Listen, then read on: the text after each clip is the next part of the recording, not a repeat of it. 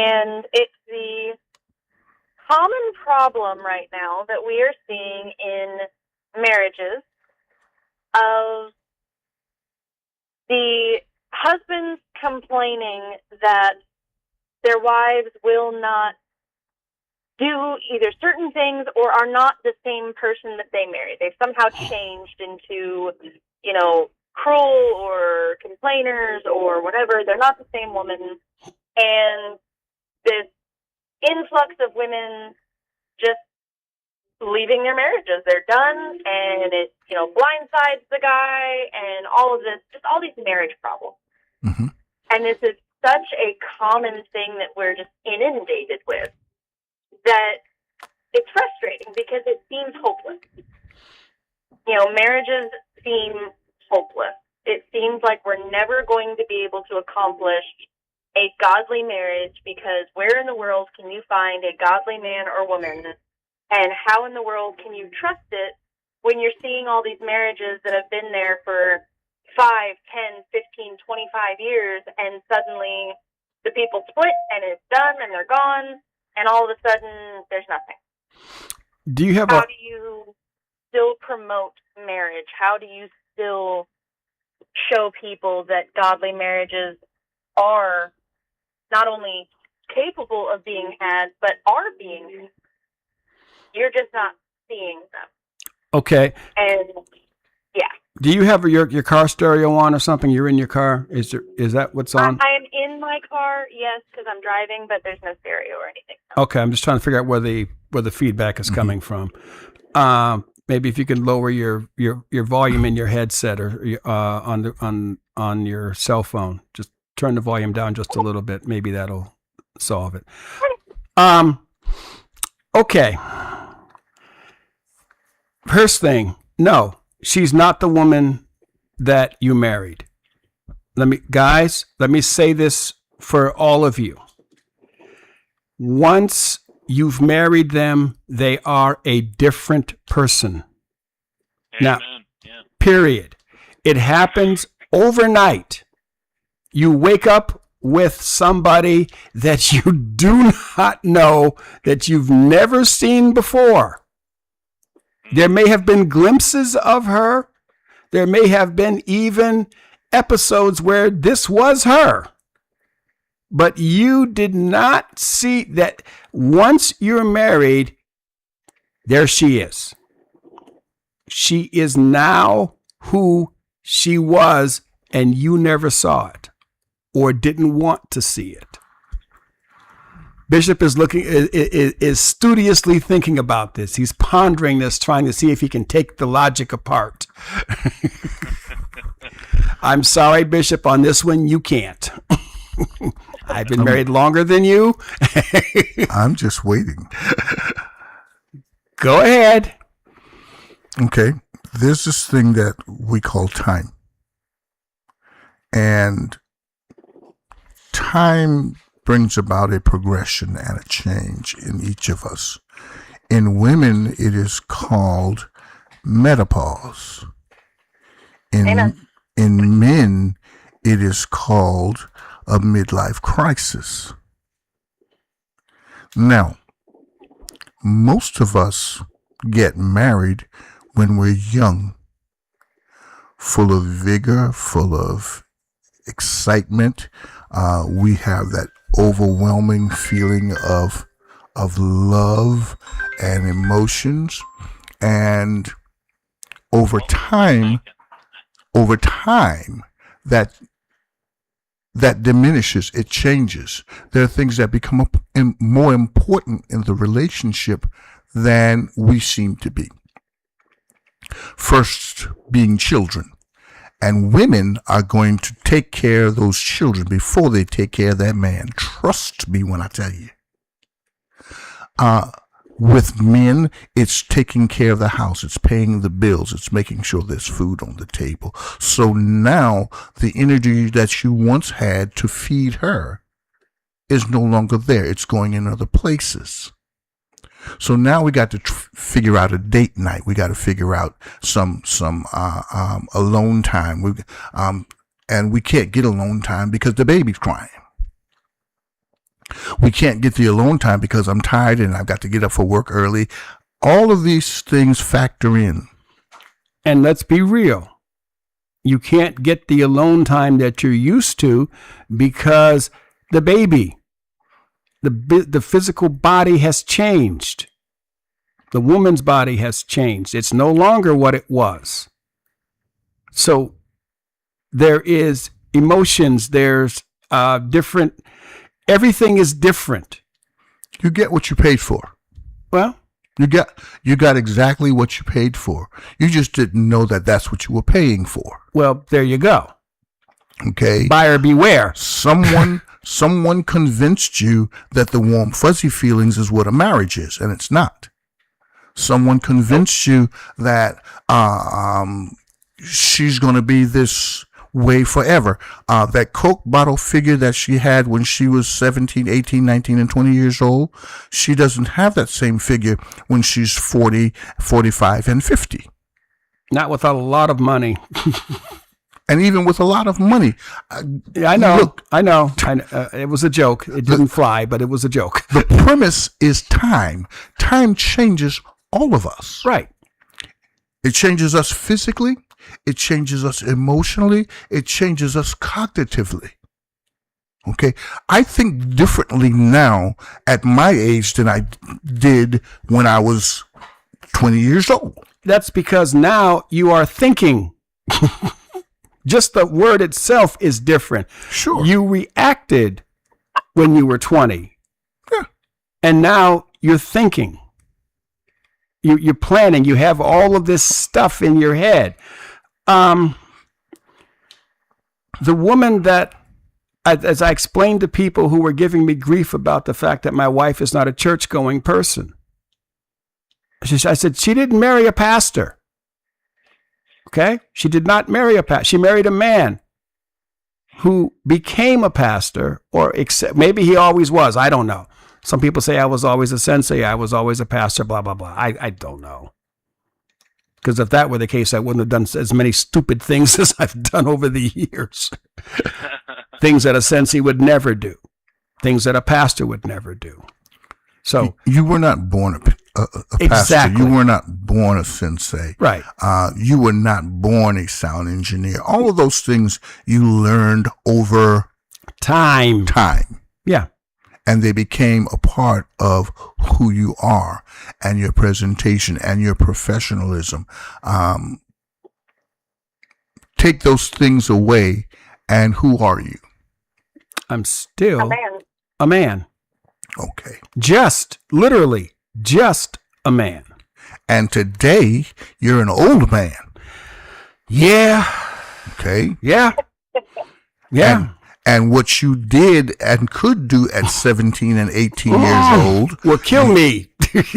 Exactly. Will kill me. So, we have these expectations. Hollywood has crushed the idea of what a true family is or what a real marriage is. We look at these entertainers who flash the bling and have the perfect bodies and the perfect hair and the perfect nails and the perfect smile. What we don't know and is we that see them in front of the camera. Yeah, I was going to say, what you don't know is that their breath would peel the paint off a wall. Ask anybody who worked with Clark Gable. Mm-hmm. Or what's her face? There's a few out there. Yeah, there's a few out there. But we get sidetracked by what's presented in media. Yeah. And instead of looking at how a marriage worked with our grandparents and our great grandparents, okay, the consistency that they had. There's that word again.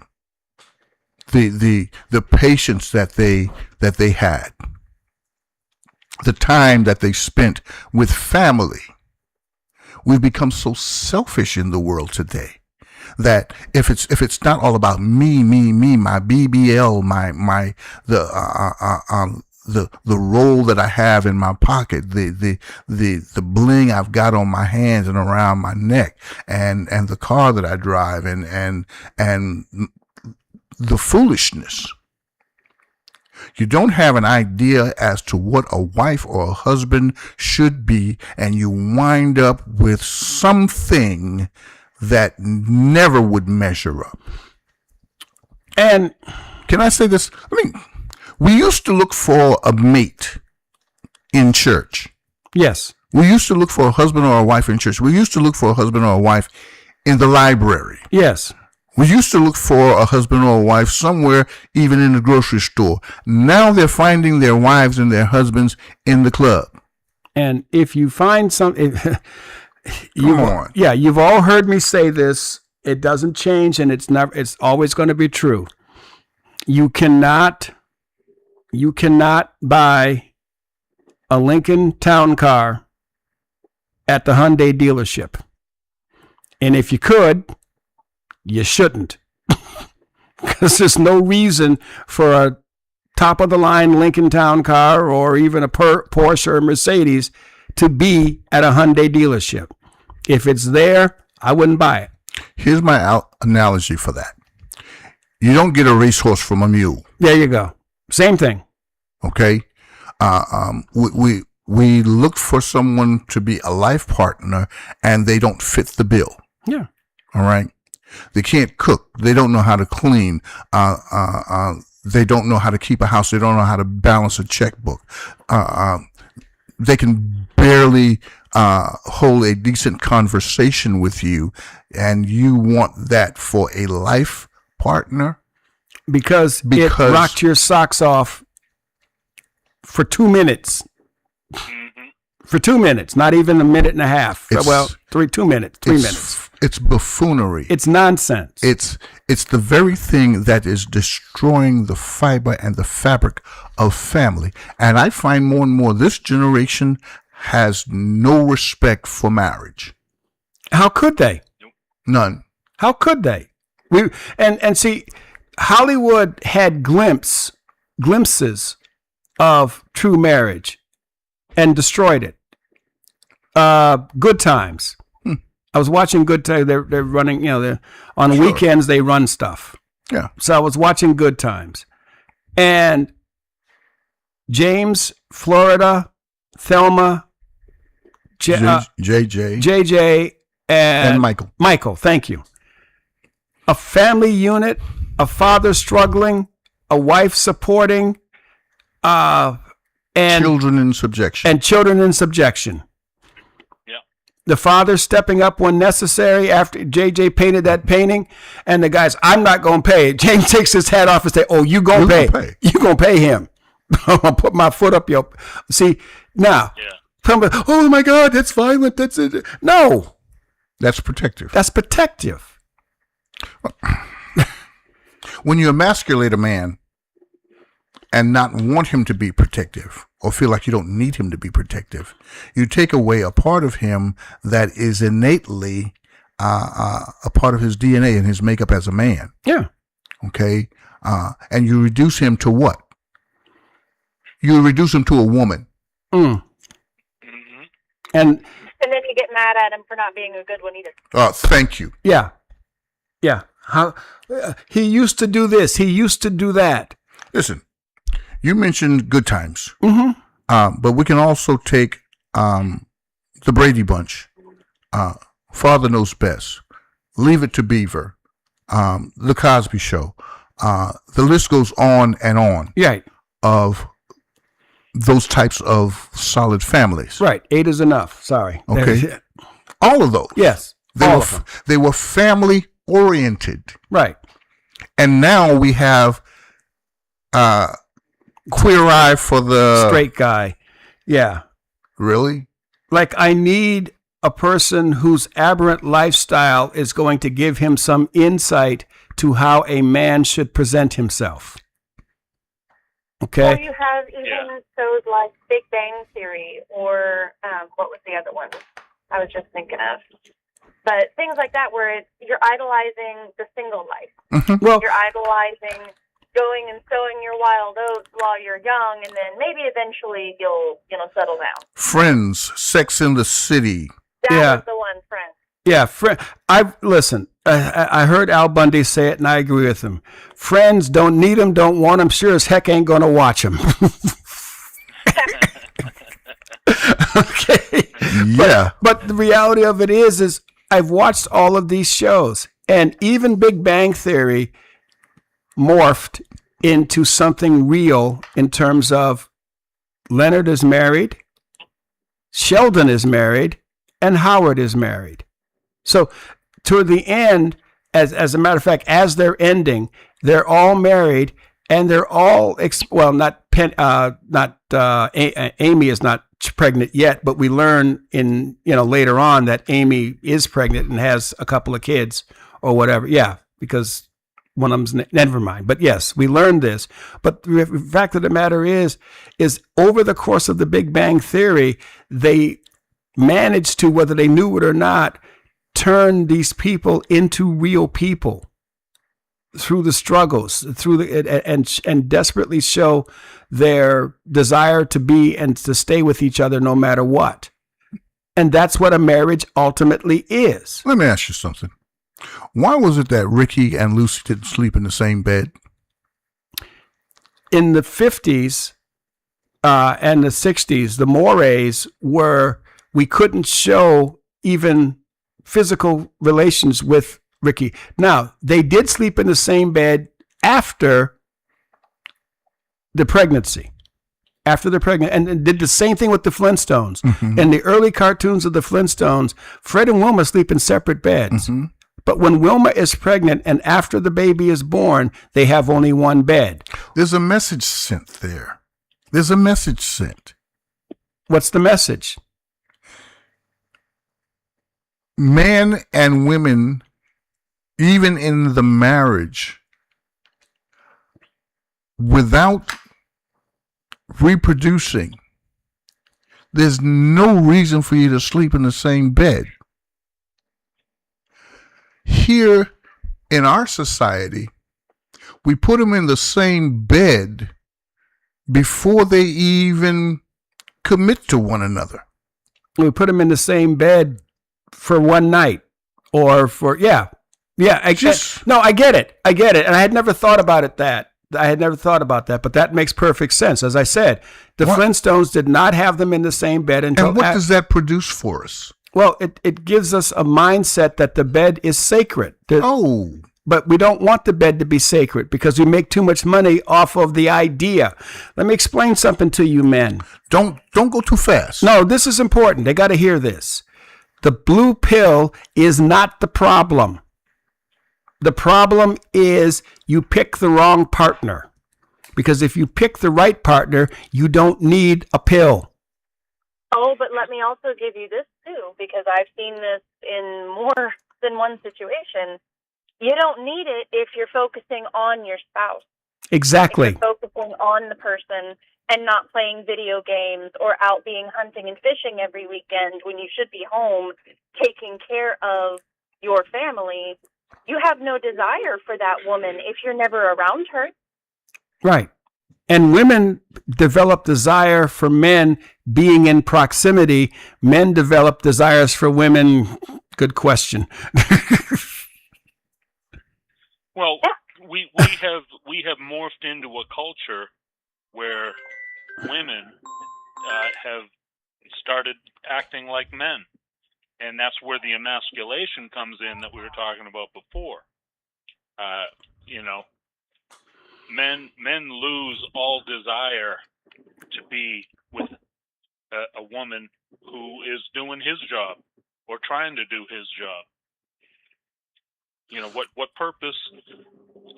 I'm struggling. I struggle with that right now because I'm disabled. And I was sharing with my life group there on Sunday night.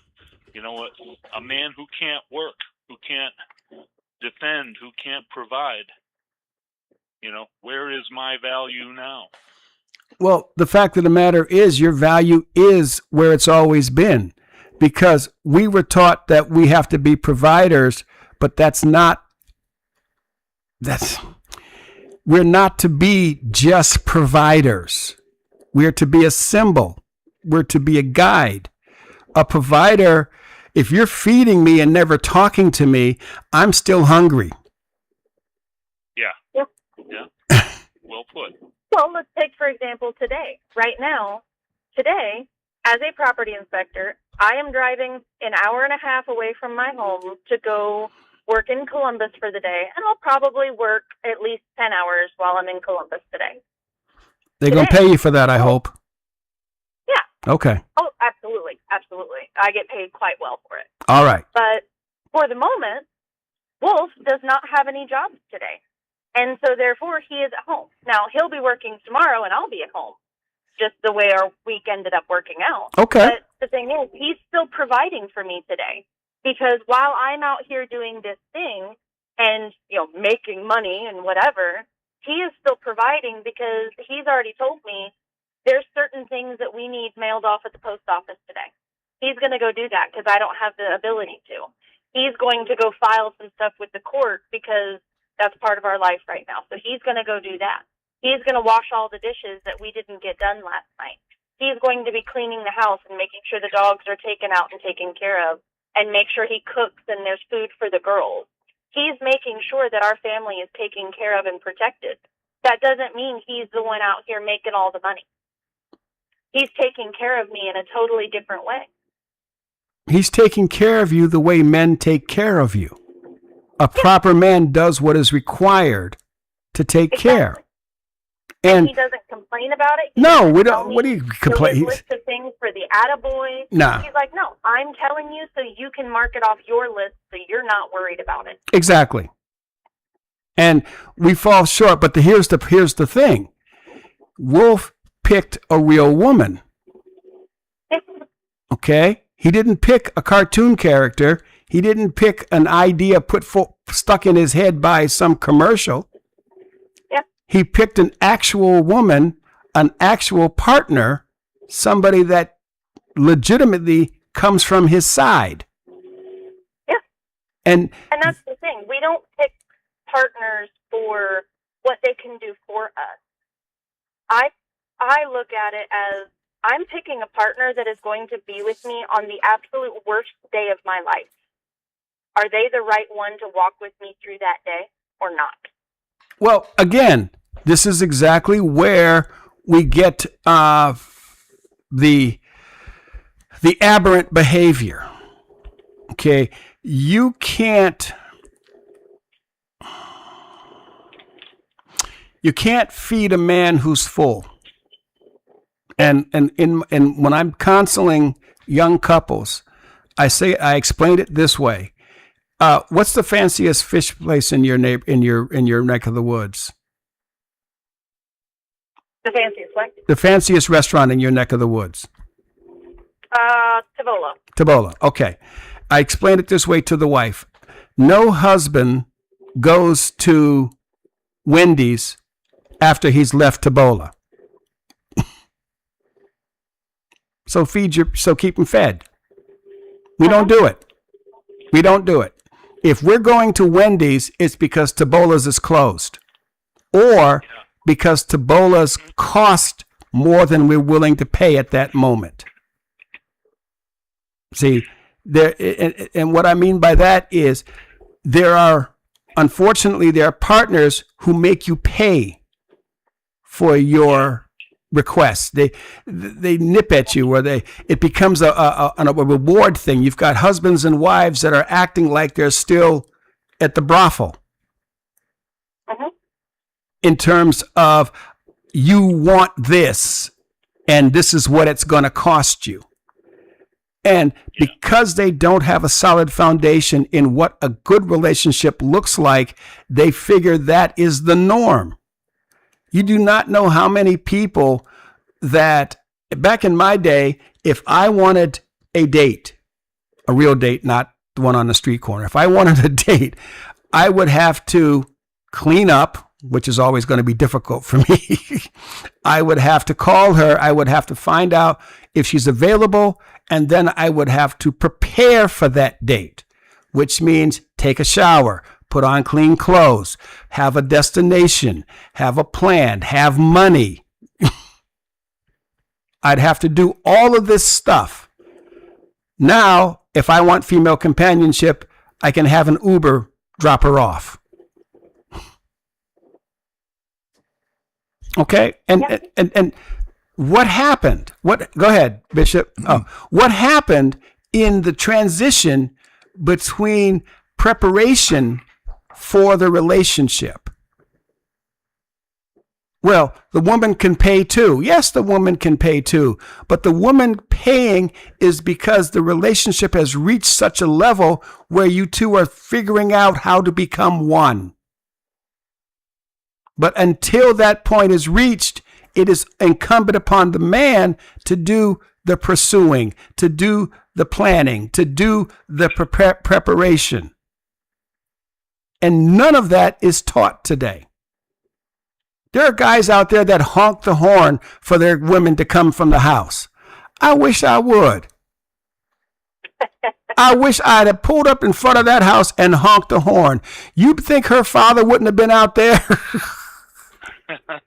Quick, fast, and in a hurry? If I was lucky, I could drive away. Yeah, number 4 shot, I believe, is appropriate for that. Yeah. Okay.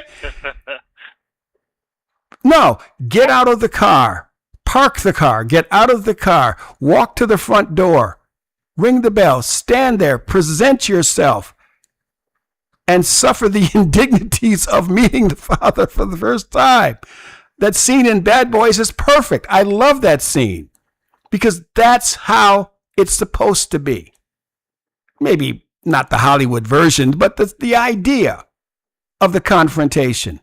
And then when she comes down, it's very plain that I'm trusting you with my most valuable possession, and she better return in the same condition that she leaves. Mm-hmm. The best thing I heard a father tell that boy, whatever you do to her, I'm doing to you. Yep. Best thing I ever heard a father say.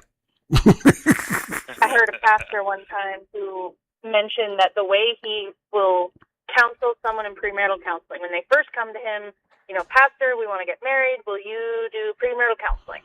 And he said, okay. And so what he does the very first time he ever meets them for premarital counseling, he has on, I think it's on DVD, but he has a disc of National Geographic, and it is birds and the different mating practices of birds. And he has them watch it. And at the end of it, he asks them certain questions about it. And one of the questions he asks is, did you ever see the female bird parade herself around the male to get his attention? Or was it always the male having to do the things, whether it's the dance or the sounds or making the nest or, whatever it is that the bird does? It's always the man doing those things to prepare for the woman, and the woman looks at him and goes, either he's good enough for me or he's not. And it was always a man pursuing. He said, did you ever see the female bird pursue the male bird? Never in nature do you see that. Yeah. And then his first question to them after that is, okay, which one did the pursuing first? And see, now, there are aberrations in every society. A couple who's been married now for a bunch of years, I introduced them to each other, or at least I told him, because he was clueless, that she was interested in him, and this is going to be your partner for life. So you better get on board. But that relationship, he's always been the passive person, and he's the passive person to this day. He's also no longer happy about it, but it is what it is. But in the counseling, when I was explaining the different roles, they said, she said, no, that's not me. That's him.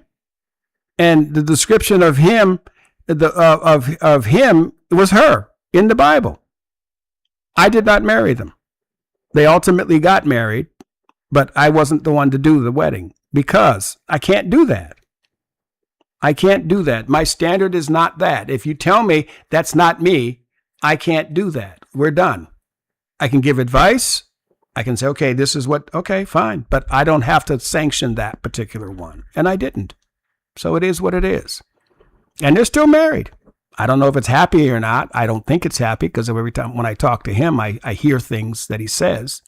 But it's a marriage and they're going together and they've got kids and the family and the whole bit. And it's moving right along. Whatever it is, it is. So who am I to say what's right or what's wrong? So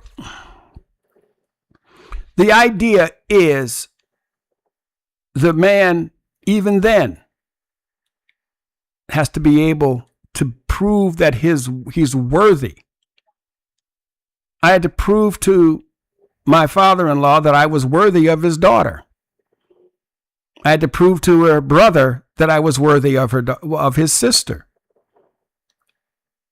And in this case, because my life is always that way, it involved a fight. Not a Hollywood stage thing, but an actual fight because the brother was like, no, you're not good enough for my sister. You're going to stop seeing her. No, I'm not. And the fight is on. Now, granted, like I said, in my life, things are always done to the extreme. But I gained his respect because I was willing to fight for her. Yeah. And to this day. One of the reasons that Wolf and I work so well is because we've been through so much stuff together that should have torn anybody apart. But it's like we consistently, constantly wake up and choose one another.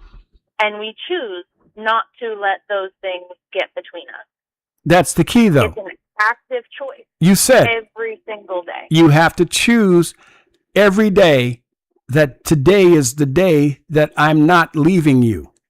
Today is the day that I'm finding a way to stand beside you. Today is the day that I'm finding a way to recommit to you, to demonstrate to you my desire and the fact that I chose properly.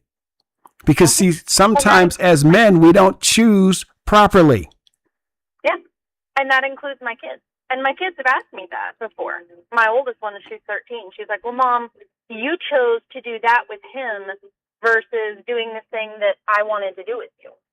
And it wasn't, malicious or anything like that. But I looked at her and I said, yes, I did.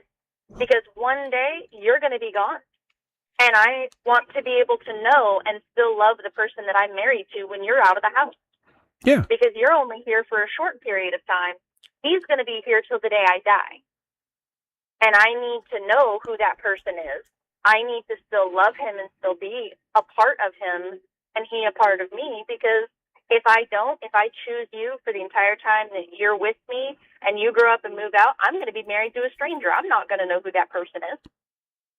And that's not a way to have a marriage. And so yes, I'm absolutely going to choose him over you every single time.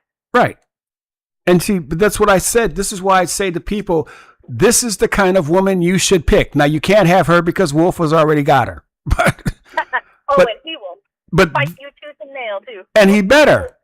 Oh, yeah. And he better. More crimes this man would commit for me. Yeah. Let me tell you. I'm just saying, I have told in the counseling, I've said to him, what she wants from you is to know that you will punch Mike Tyson for her. Yep.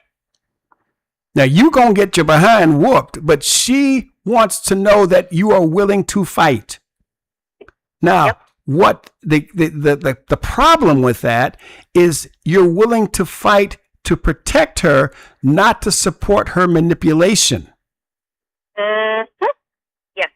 Because and there's no medal at the end of the day if she's hitting you, and if she is being malicious and cruel and abusive to you, there is no medal for you at the end of the day for you putting up with that. Men do not deserve that. They should not put up with that. And if she is the center of confusion, if she's got this friend over here, George, oh, he's just a friend, and Tom, he's just a friend. Those are not friends. Those are your replacements. Yep. Okay, they're backup, exactly. And I've introduced them into our relationship so that you know that your position is hanging on by a thread. Unless you fulfill my every desire and my every need, you're gone. You need to be gone. If she has other options, you are not her choice. Leave. Exactly. Bishop, you've been amazingly quiet. I'm listening. Yes. So this whole thing has to do with how we have advocated our responsibilities. Men are not teaching boys how to be men, and women are not teaching girls how to be women. Yeah. You got to get in the phone, Dan. Can you hear me? No. Oh. This is fallout from the feminist movement in that, anything a man can do, a woman can do better. No, she can't. A woman can do what a woman was designed to do better than anybody. A man can do what a man was designed to do better than a woman.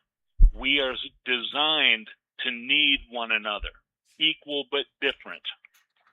They only put one steering wheel in a car for a reason. Can you imagine the chaos that would ensue if you had two steering wheels? And the problem comes in is that, and I'm not sure whether it was the chicken or the egg situation here. We have developed into a family unit where men have been either emasculated so that they're ineffective, or they've been completely driven out of the home, or did they leave, and leaving the woman to assume leadership role, which nobody having been a leader ever wants to go back to following. They just don't.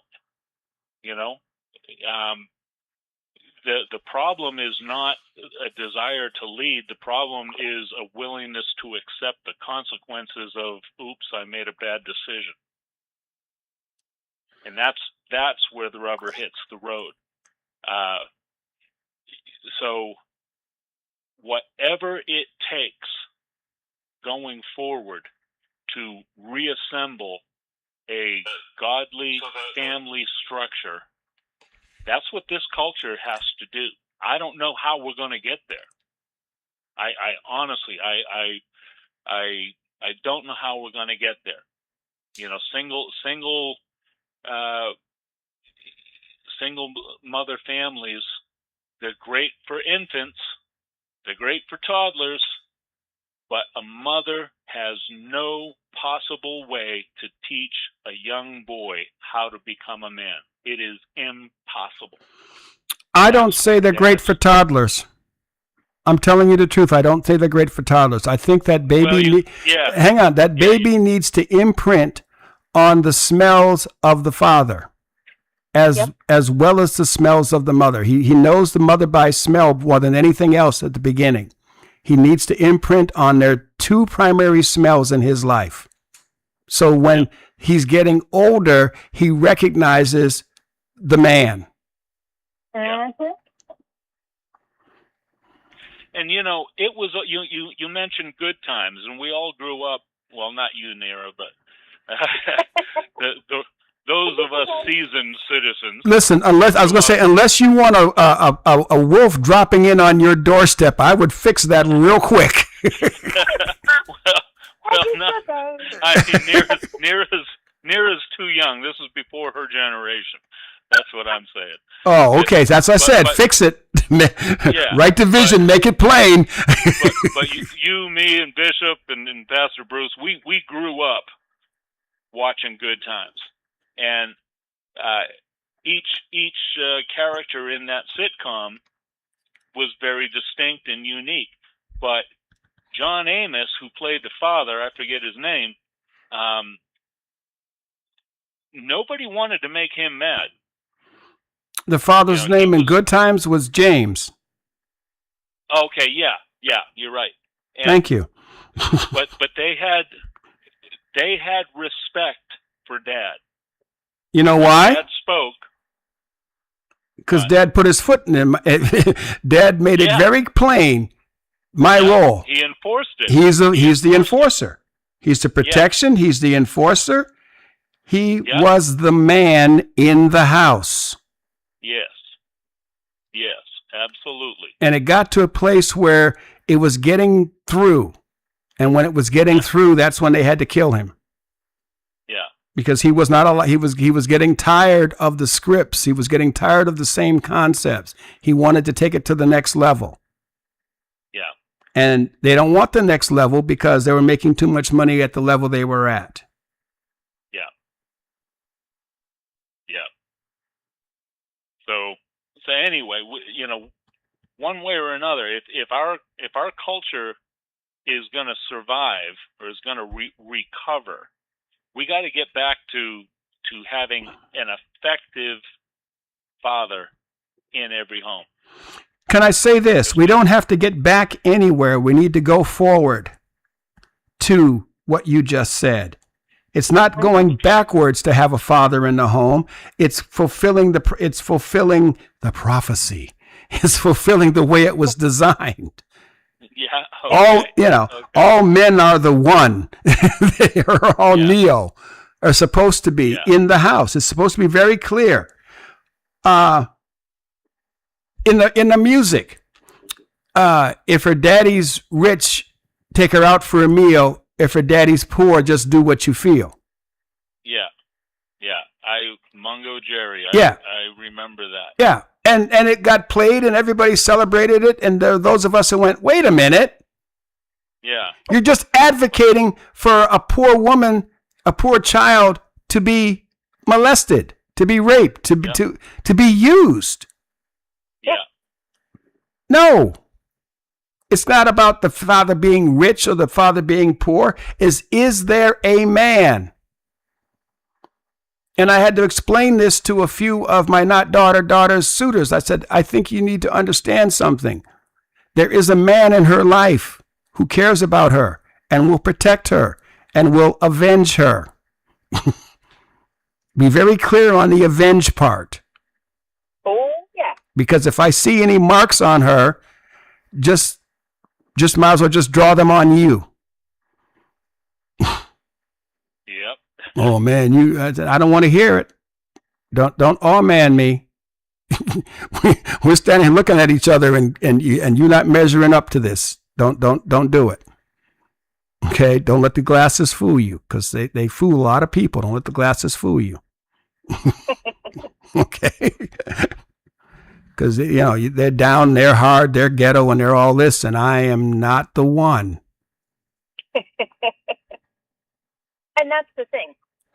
We don't have enough, I'll say, healthy fear of the consequences or repercussions. Because if you think about it, young women don't have a good man in their life, whether that's brother, father, friend, whomever. They don't have a good man in their life who will protect and avenge them. And so we're just kind of out here on our own doing whatever it is because we have nothing better to do and we have no better, standards to look up to.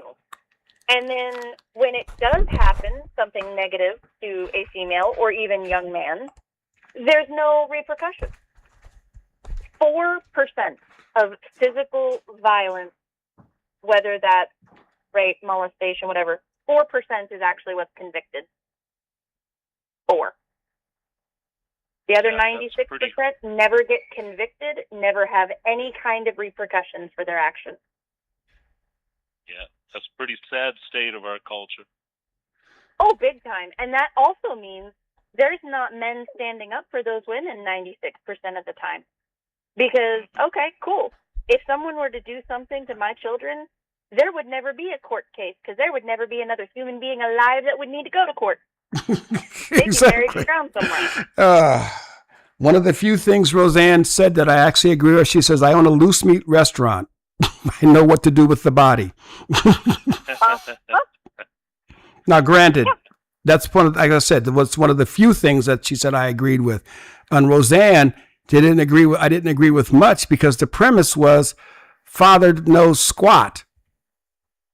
Yeah. Right. That was the premise of Roseanne. And that's okay. That's what spoke to that time.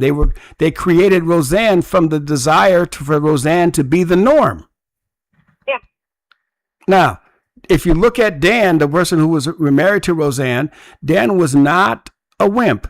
He was not, he wasn't a weakling, and he was an imposing figure in the house. Mm-hmm. But that was played down as Roseanne's character was played up. Yeah. Because that was the point of the show. But Dan wasn't a wimp. And there's our brother Ronald Johnson. Dan knows him and I know him. I had great respect for him one day. We were talking and I felt like I needed to say something to him. I felt like the Spirit was telling me to say something. So I said to him, you need to understand something, sir. There are men out there who are going to look at you and think that you're the weakling in the relationship. Those men are wrong because they don't see your true power. They don't see your true nature, your true role in this relationship. Yes, your wife is outgoing. Yes, she's vivacious. She talks. Yes, all of that is true. But you're the one riding the tornado. You're the one holding that one centered and keeping it stable. Other than that, she would just spin off into oblivion without you being there to control and to help and to handle things. Yeah. So I recognize that, and I want you to know that true men recognize true men. Yeah.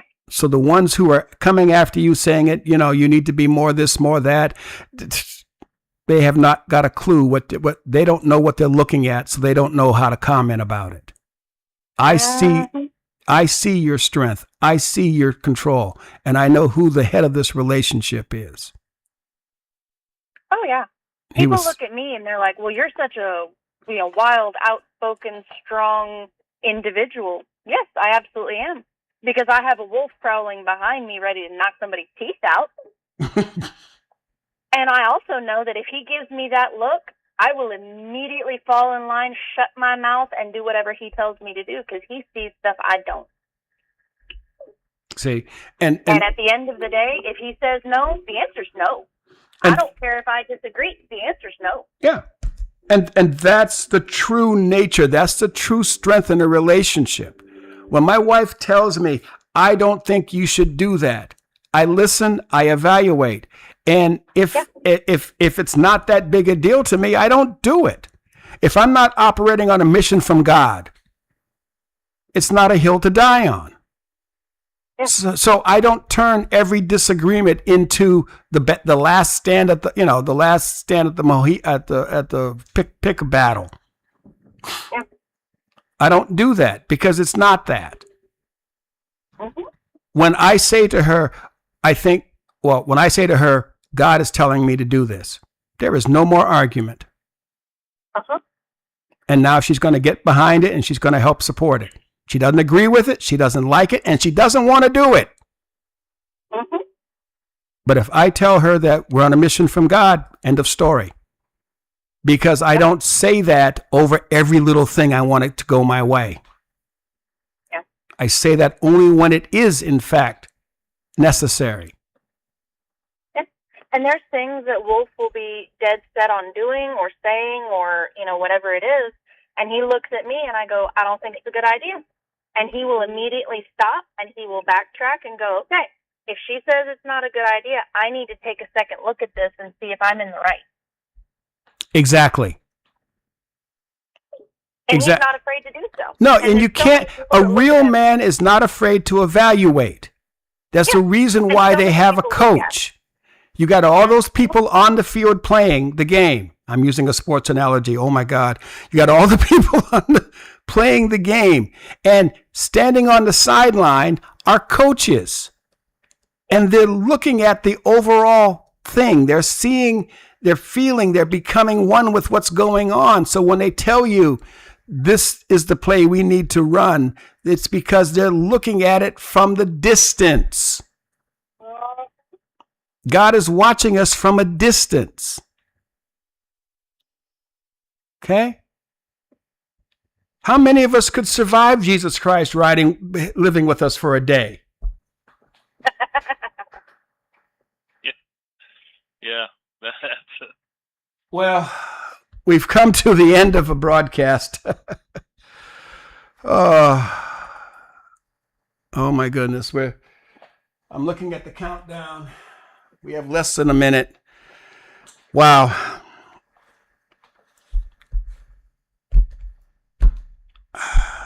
Well, keep Miss Linda in your prayers. She's working through the passing of her mother a week ago Sunday, and going through all that goes with that.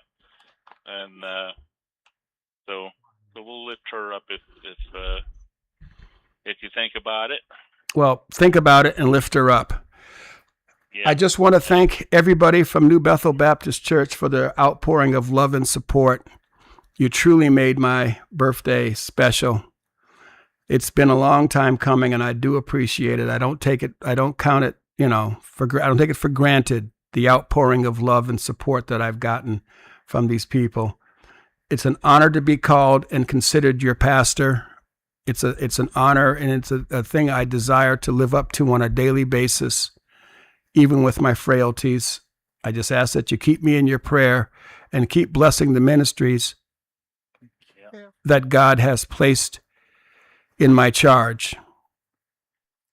And we just ask that you look now at this sister Linda over the loss of her loved